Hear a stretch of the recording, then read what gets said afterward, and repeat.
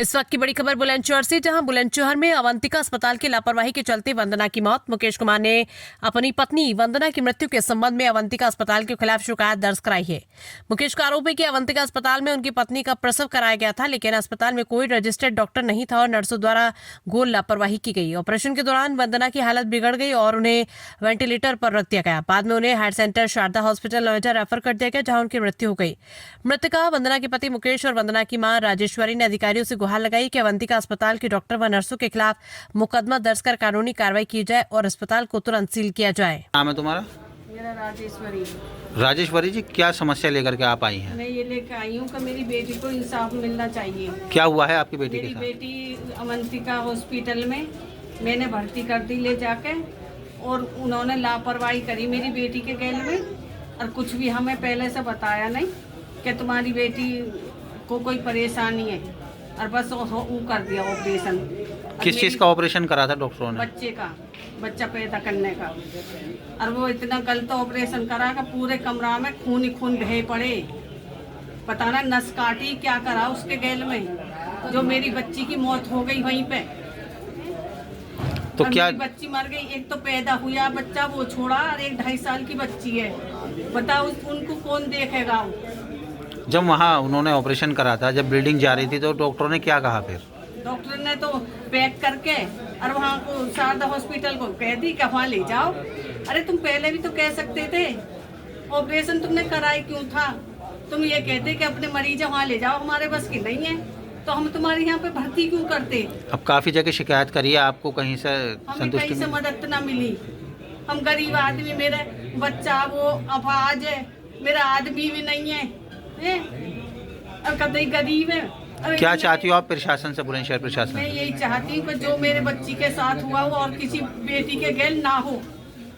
हाँ, किसी के बच्चा ऐसा बिन माँ के ना रहे जैसे मेरी बच्ची के रह गई। मेरा एक तुरंत का बच्चा रहेगा, एक 2.5 साल की बच्ची है, किसी के ऐसा और किसी के गैल ना हो, ये चाहती हूँ मैं।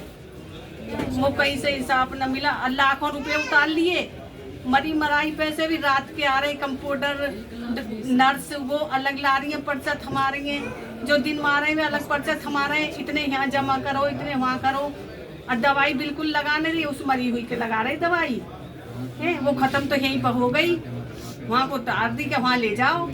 ठीक, क्या नाम है आपका?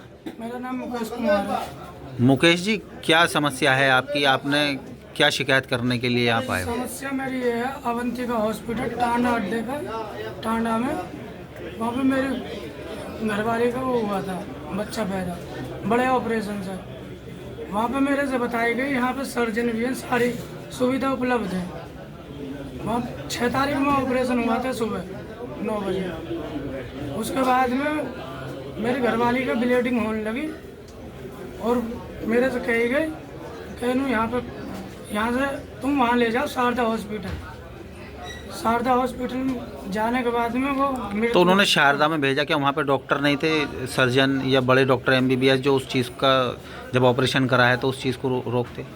नहीं, यहाँ पे अवंतिका हॉस्पिटल में सर्जन डॉक्टर नहीं थे, इसी मारे तो शारदा हॉस्पिटल भेजी गई फिर थी। किसने करा था वहाँ ऑपरेशन जब बड़े डॉक्टर नहीं थे? तो उन्होंने जो ये नर्सिंग, छोटी नर्स, इन्होंने ही करा है।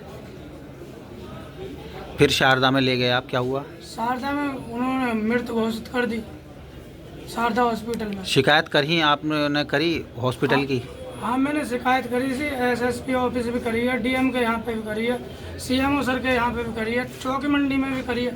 मेरी कहीं कोई सुनवाई नहीं हो पा रही है, तो मुझे इंसाफ चाहिए। आज मेरे साथ हुआ, कल को किसी और के साथ भी होना चाहिए, होएगा तो क्या करेंगे? इस पर कार्रवाई हो अवंतिका हॉस्पिटल पे, मेरा कहना ये है।